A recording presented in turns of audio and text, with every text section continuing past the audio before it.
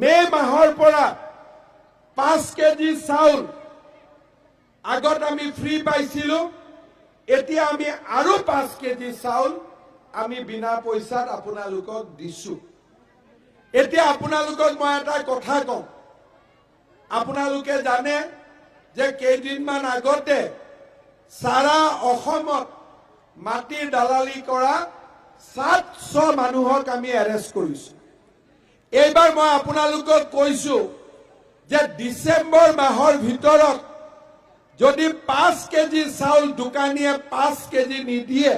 100 গ্ৰামো যদি কাটি ৰাখে সব জেলত যাবই লাগিব আজি মই আপোনালোকক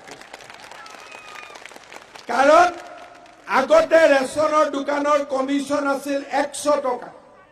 এতিয়া আমি কমিশন বঢ়াই দিলো 143 টকা আর এতিয়া যদি গরিব দুখিয়া মানুহৰ যদি চাউল কাটে কাকো মাফ কৰা নহব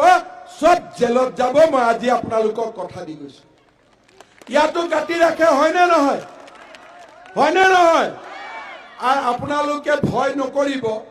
ইলেকশনৰ পিছত পেপাৰত এডভাৰটাইজ আহিব যে কোন দোকানীয়ে কিমান চাউল দিয়ে আপোনালোকৰ ফোন নম্বৰ থাকিব ডাইৰেক্ট ফোন নম্বৰত কৈ দিব যে অমুক দোকানীয়ে মোক চাউল কম দি আছে ঠিক আছে আর কাকো ভয় নকৰিব এতিয়া অসমত গৰিব দুখিয়া মানুহৰ ৰাজ চলি আছে গৰিব দুখিয়া মানুহ এটা ভয় খাব নালাগে